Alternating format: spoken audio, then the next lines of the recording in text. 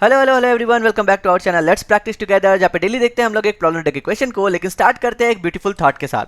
तो आज का थॉट क्या है? देखो, the most difficult thing is the decision to act. हम लोग ना प्लान तो कर लेते हैं कि हमें करना क्या है लाइफ में, लेकिन उस प्लान को अचीव करने के लिए जो हमें एक्शन लेना पड़ता है ना, वही हम लोग नहीं कर पाते हैं। इसलिए बोला जा रहा है कि वही जो है सबसे मोस्ट डिफिकल्ट थिंग है। इसलिए क्या करो, सबसे पहले पहला कदम बढ़ाओ, एक स्टेप जरूर लो अपने प्लान के लिए। ठीक है, तो चलो इसी थॉट के साथ बढ़ते हैं हमारे क्वेश्चन पे। Solve the sudoku. अब ये जो है कल वाले क्वेश्चन से ही हूबहू मैच करेगा, यानी कि कल जो हम लोगों ने एन क्वीन प्रॉब्लम डिटेल में समझा था, 30 मिनट का वीडियो था, आप जाकर के जरूर देखना। बिल्कुल एनिमेशन के साथ आपको ए टू जेड कंप्लीटली समझ में आएगा।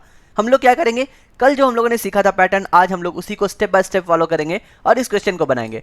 बचपन में तो हम लोगों ने सुडोकू बनाया होगा, अगर नहीं बनाया तो चलो मैं समझा देता हूँ कि होता क्या है।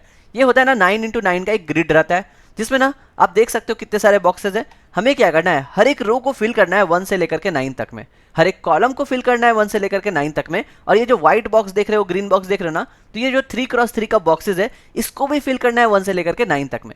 और सारे के सारे यूनिक होने चाहिए, यानी कि कोई भी रो में 1 से लेकर के 9 कोई भी नंबर रिपीट नहीं होना चाहिए। सिमिलरली कॉलम में 1 से लेकर 9 में कोई भी नंबर रिपीट नहीं होना चाहिए। और जब आप फिल ही करोगे ना 1 2 3 4 5 से लेकर 9 तक, तो कोई भी नंबर रिपीट ही नहीं होगा, सारे के सारे यूनिक एलिमेंट्स आएंगे। ठीक है, तो यही होता है हमारा सुडोकू, इसी को हम लोगों को बनाना है। देखो जैसे यहाँ आउटपुट में आप ध्यान से देखोगे तो हर एक रो में 1 से लेकर के 9 तक अवेलेबल है, लेकिन कोई भी नंबर कहीं पर भी रिपीट नहीं कर रहा, इवन इन द बॉक्स। तो यही हमारा क्वेश्चन है। तो हम लोगों ने कल क्या सीखा था, बैक ट्रैकिंग का प्रॉब्लम क्या होता है। कल हम लोगों ने देखा था क्वीन को रख रहे थे हर एक जगह पे और चेक कर रहे थे कि क्या वहां पे रखने से दूसरे क्वीन को ऐसे प्लेसेस में रख सकते हैं जहां पर एक दूसरे को अटैक नहीं करेगा। तो आज हम लोग क्या करेंगे, सेम वे में काम करेंगे। हमें पता है 1 से लेकर के 9 तक ही नंबर हो सकता है ना। तो हम लोग क्या करेंगे, इस ग्रिड को उठाएंगे, देखेंगे कि क्या वहां पर जीरो है। अगर ऑलरेडी कोई नंबर है, हम लोगों को उसको टच नहीं करना है।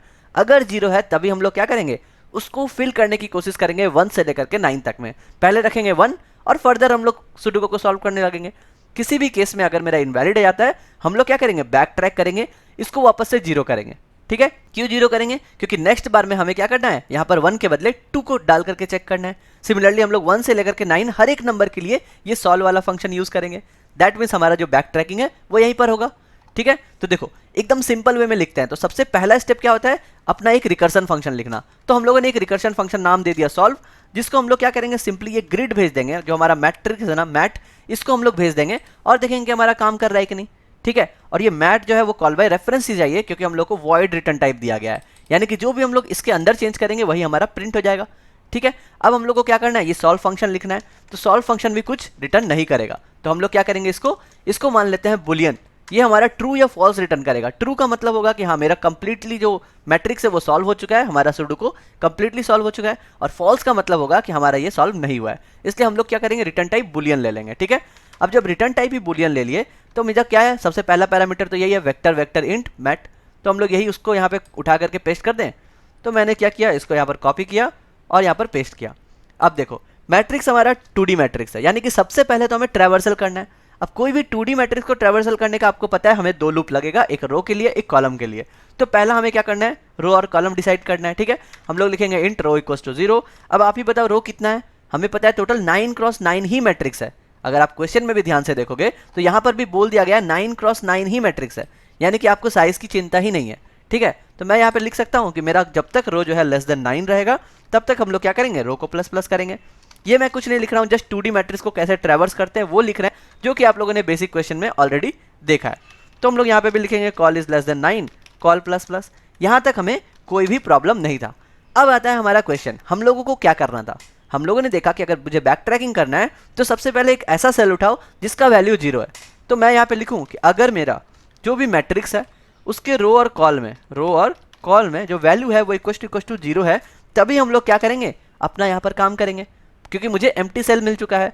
ठीक है, अब हम लोगों को क्या करना है, हमें यहाँ पर देखना है कि 1 से लेकर के 9 तक में एक एक वैल्यू को पुट करना है उस मैट्रिक्स में और दोबारा इस सॉल्व फंक्शन को कॉल करना है फॉर नेक्स्ट मैट्रिक्स। ठीक है, तो मैं यहाँ पे लिखूँ कि मुझे क्या करना है, एक नम ले लो, यानी कि इंट मेरा नम जो है इक्वल टू 1 से रहेगा काम। और हम लोग कब तक चलेंगे, जब तक मेरा नम जो है लेस देन इक्वल टू 9 है, तब तक हम लोग नम को बढ़ाते हुए चलेंगे। और उसके बाद हम लोग क्या करेंगे, एक वैलिड फंक्शन लिखेंगे कि क्या मेरा इस नंबर को हम लोग अगर मैट्रिक्स में डाल रहे हैं तो वो मेरा वैलिड है कि नहीं। अब ये वैलिड है कि नहीं कैसे बता रहा है, देखो यहाँ पर सुडोकू का आपको रूल दे दिया गया है कि सुडोकू जो है ये 3 रूल को सेटिस्फाई करना ही करना चाहिए, जो हम लोगों ने डिस्कस किया। पहला क्या कि each of the digit 1 to 9 must occur exactly once in a row. Similarly, each of the digit 1 to 9 must occur exactly once in a column, and each of the 1 to 9 must occur exactly once in 3 into 3 सब boxes of the grid. जो हमने बात किया ना, ये white वाला या green वाला, तो ये तीन कंडीशन को जो हम लोग लिखेंगे तभी हम लोग मानेंगे कि वो नंबर जो है मेरा वैलिड है या फिर वो मैट्रिक्स में रखा जा सकता है। तो मैं क्या कर रहा हूँ, कल जैसे हम लोग लिखे थे ना, हम लोग क्या कर रहे थे, चेक कर रहे थे कि क्या मेरा वो क्वीन जो है उस जगह पर रख सकते हैं या फिर नहीं रख सकते हैं। तो सेम वो जो चेक वाला फंक्शन था, वैलिड वाला फंक्शन था, सेफ वाला फंक्शन था, इस सेफ हमने देखा था। तो आज हम लोग क्या करेंगे कि हाँ, यहाँ पर भी आज हम लोग इस सेफ फंक्शन लिखने वाले हैं कि क्या वो सेफ है, ये नंबर अगर हम लोग डाल रहे हैं तो वो सेफ है कि नहीं, यानी कि वैलिड है कि नहीं। ठीक है, तो अगर इस सेफ हम लोग चेक कर रहे हैं, जो भी मेरा नंबर है, यानी हम लोग ग्रिड भेजेंगे, हम लोग कॉल भेजेंगे, हमारा रो भेजेंगे जिसके लिए हम लोग को चेक करना है। ठीक है, और हम लोग अपना नम भेजेंगे जिसके लिए हम लोग देख रहे हैं। अगर ये ट्रू रिटर्न करता है यानी कि वो नंबर सेफ है, तब हम लोग क्या करेंगे, अपने उस ग्रिड के रो और कॉलम में उस नम को डालेंगे और हम लोग क्या करेंगे, दोबारा उस फंक्शन को कॉल कर देंगे। यानी कि फिर से हम लोग सॉल्व करेंगे किसको, हमारे मैट्रिक्स को, कि इसको फिर से चेक करो कि अभी हमारा काम कर रहा है कि नहीं। अगर मेरा ये रिटर्न ट्रू कर रहा है, देखो ये फंक्शन मेरा क्या है, रिटर्न ट्रू या फॉल्स करेगा। तो अगर ये रिटर्न ट्रू कर रहा है यानी कि हम लोग क्या करेंगे, सीधा यहाँ पे रिटर्न कर देंगे ट्रू। अगर फॉल्स कर रहा है तब हम लोग बोलेंगे कि नहीं, अभी क्या करो, बैक ट्रैक करो, यानी कि उस वाले एम्प्टी करो पहले उस रो कॉलम को, उस वैल्यू को वापस से जीरो करो, ताकि हम लोग अब जब दोबारा चेक करेंगे फिर से मेरा वो जीरो आएगा, तो वहाँ पे मेरा नम इक्वल्स टू 2 डाल करके हम लोग चेक करने वाले हैं। ठीक है, इसलिए हम लोग क्या कर रहे हैं, बैक ट्रैक में उसको जीरो कर दे रहे हैं। और अगर ये फॉर लूप के बाद मेरा कुछ आया नहीं है तो मैं बोलूँगा कि हाँ, रिटर्न फॉल्स कर दो कि मेरा मैट्रिक्स अभी सॉल्व नहीं हुआ, यानी कि नो वैलिड नंबर फाउंड। तो हम लोग बोलेंगे कि यहाँ पे वैलिड नंबर है नहीं, हम लोग नेक्स्ट के लिए चेक करेंगे। ठीक है, अदरवाइज क्या होगा, जब भी ये मेरा पूरा फॉर लूप कंप्लीट हो जाएगा, हम लोग बोलेंगे कि यस, रिटर्न ट्रू, यानी कि मेरा सुडोकू हो गया सॉल्व। तो ये था मेरा सॉल्व वाला फंक्शन जो कि हम लोग रिकर्सिवली कॉल करने वाले हैं, यानी बैक ट्रैकिंग वाला काम करने वाले हैं। तो मेरे लिए बस एक ही फंक्शन बचा, वो है इज सेफ, कि यहाँ पर वो नंबर रखना सेफ है या फिर नहीं है, वैलिड है या फिर नहीं है, जो भी आप बोलो। तो ये क्या होगा, ये हम लोग यहाँ पर लिखेंगे किस तरह से, इसका भी रिटर्न टाइप बुलियन होगा। हमारा फंक्शन का नाम क्या है, इज सेफ, और हम लोग को क्या चाहिए, रिटर्न टाइप में हमारा जो पैरामीटर है वो रहेगा यही हमारा ग्रिड। तो हम लोग ग्रिड के लिए यही वाला फिर से कॉल कर लेते हैं। और हम लोगों ने देखा है कि ग्रिड नाम से नहीं है, हमारे पास क्या है, मैट्रिक्स है। तो हम लोग को यहाँ पर मैट भेजना है, ना कि ग्रिड। और सिमिलरली हम लोग यहाँ पर मैट के रो कॉलम में फिल करेंगे, ना कि ग्रिड के। तो मतलब ग्रिड मैं बोल रहा हूँ मैट्रिक्स को ही। ठीक है, तो मैंने इसको ठीक कर लिया। अब हम लोग क्या करेंगे, इस मैट्रिक्स के लिए चेक करेंगे ये तीनों पॉइंट जो हम लोगों को दिया गया है। तो कैसे चेक करेंगे, सबसे पहले मुझे 1 से लेकर के 9 तक जाना है ना। तो मैं बोलूँगा int i equals to 0, i is less than मेरा 9, देन i प्लस प्लस, क्योंकि मुझे पता है रो और कॉल मेरा इसी के बीच लाई करेगा, 9 इंटू 9 है ना मैट्रिक्स। अब हम लोग कैसे चेक करेंगे, हम लोग चेक करेंगे सबसे पहले कि जो भी नंबर हम लोग भेज रहे हैं, जिस रो के लिए हम लोग चेक कर रहे हैं, उस रो के पूरे इंटायर रो में वो नंबर है कि नहीं है अवेलेबल। तो हम लोग कैसे चेक करेंगे, सबसे पहले अगर मुझे रो चेक करना है तो मैं बोलूँगा कि उस रो को फिक्स करो और हर एक कॉलम के लिए चेक करो, क्योंकि वो रो तो मेरा कांस्टेंट रहेगा ना। मान लो मैं यहाँ पे 5 डाल रहा हूँ और मुझे ये सेकंड रो के लिए चेक करना है, तो मैं क्या बोलूँगा कि सेकंड रो रहेगा, लेकिन हर एक कॉलम पे 0 से लेकर के 8 तक के कॉलम में चेक करो कि दोबारा 5 है कि नहीं। तो मैं यहाँ पे वही लिखूंगा। मैं क्या लिखूंगा यहाँ पे, सिंपल, कि मेरा क्या जो मैट्रिक्स है उसके रो में, रो तो हम लोगों ने ऑलरेडी पास किया हुआ है ना। देखो यहाँ पे पैरामीटर में मैं छोड़ दिया क्योंकि मैंने सिर्फ मैट लिया है। मुझे इसके बाद कॉल भी चाहिए, मुझे इसके बाद रो भी चाहिए, और मुझे इसके बाद नम भी चाहिए। और ये सब कौन सा टाइप है, इंटीजर टाइप है। तो मैं इंट ले लेता हूँ, यहाँ पे भी मैं इंट ले लेता हूँ, और यहाँ पे भी मैं इंट ले लेता हूँ, कोई प्रॉब्लम नहीं। अब मैं बोलूँगा कि रो कांस्टेंट रखो और आई वेरी करो, यानी कि मेरा कॉलम, हर एक कॉलम के लिए चेक करो एक एक करके कि क्या वो इक्वल टू जो भी मेरा नम है उसके बराबर है। अगर है तो क्या करोगे आप, रिटर्न फॉल्स कर दोगे यहीं पे, क्योंकि कोई भी इस तीनों में से कोई भी एक कंडीशन अगर सेटिस्फाई नहीं होता है, मैं करूँगा रिटर्न फॉल्स कि हाँ वो सेफ नहीं है, वो नंबर वो वैलिड नहीं है। समझ गए। तो ये किसके लिए हमने किया, ये हमने किया रो चेक के लिए, रो चेकिंग।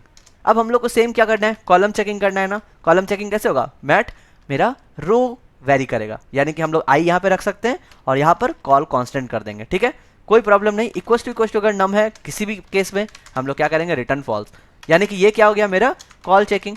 ठीक है, कॉलम चेक कर लिए। अब जो है मोस्ट इंपॉर्टेंट थिंग वो है मेरा ये बॉक्स चेक करना।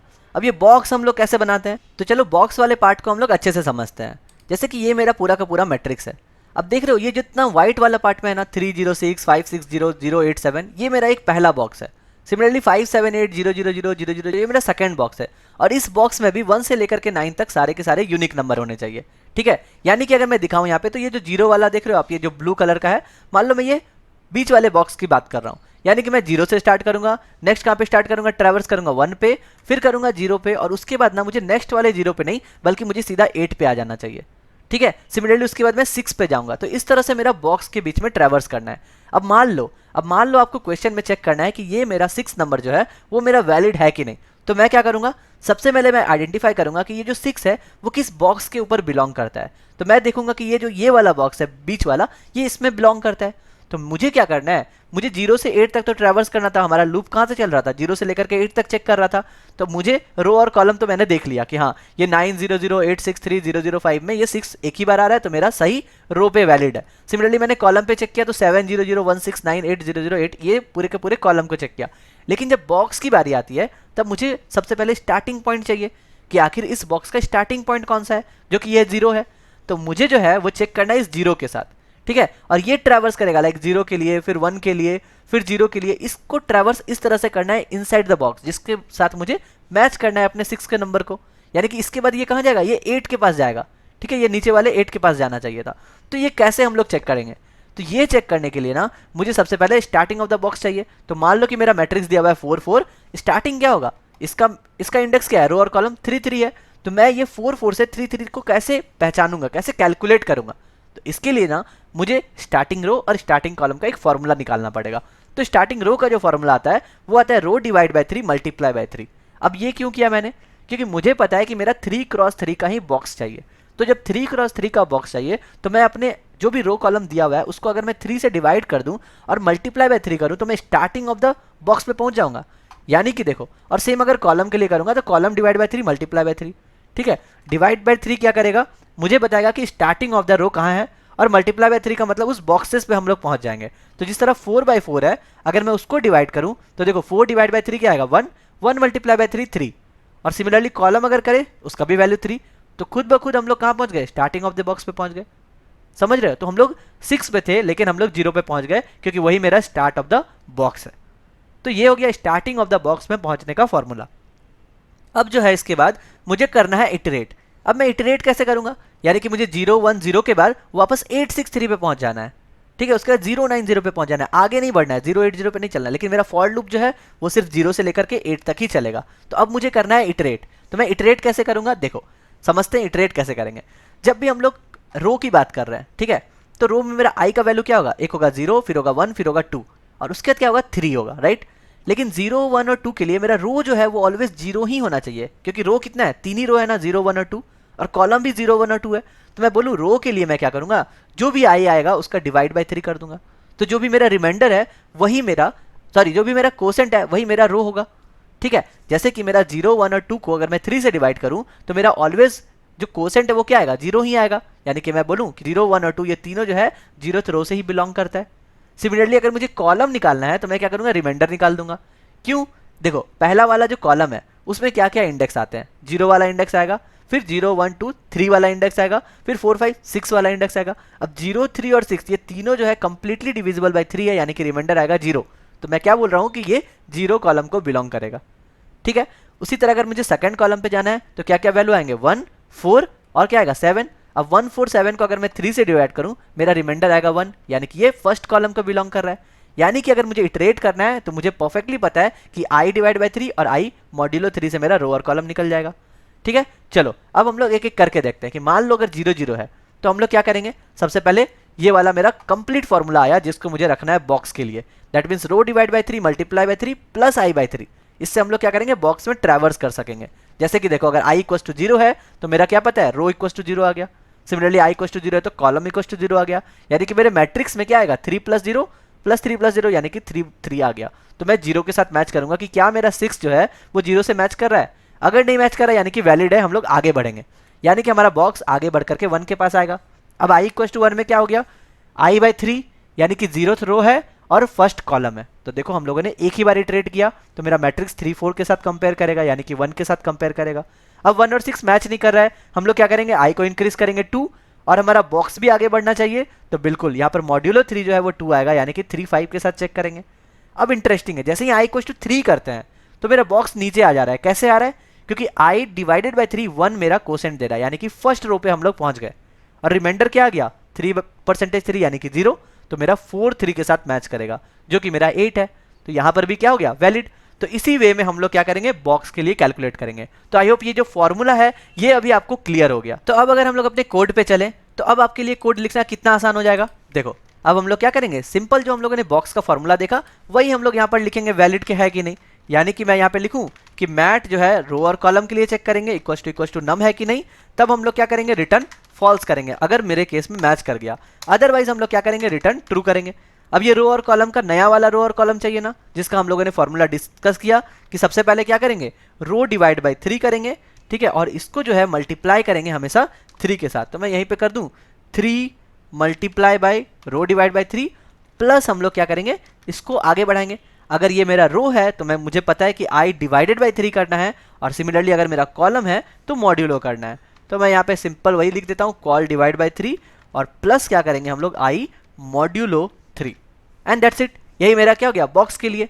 तो ये हो गया मेरा रो चेकिंग, कॉलम चेकिंग, और ये मेरा हो गया बॉक्स चेकिंग। तो मैं यहाँ पे अगर कमेंट लिखूँ तो ये हो गया मेरा बॉक्स चेकिंग, जो भी मेरा 3x3 का बॉक्स था। एंड बिलीव मी, बस इतना ही सा हमारा कोड है, और इसको अगर मैं कंपाइलर रन करूँ तो आप देखोगे कि आपका सुडोकू जो है वो हो चुका है सॉल्व। तो कितने आसानी से हम लोगों ने समझ लिया ना। देखो हमारा आउटपुट और एक्सपेक्टेड एकदम ही मैच कर रहा है, कोई भी प्रॉब्लम नहीं है। So just submit the code और आपका सुडोकू बन गया। तो अगर आप चाहो तो अभी आप एक वेब पेज भी बना सकते हो जहां पर आप सुडोकू सॉल्वर बना सकते हो, और यही फॉर्मूला यूज करके आप उसको इजीली कन्वर्ट भी कर लोगे अपने एक छोटे से प्रोजेक्ट में। तो बस यही था आज का प्रॉब्लम ऑफ द डे। अगर आपको कोई भी प्रॉब्लम है तो आप मुझसे कमेंट में पूछ सकते हैं। कल फिर मिलते हैं नए क्वेश्चन के साथ, तब तक के लिए good bye, stay blessed, stay safe and keep coding.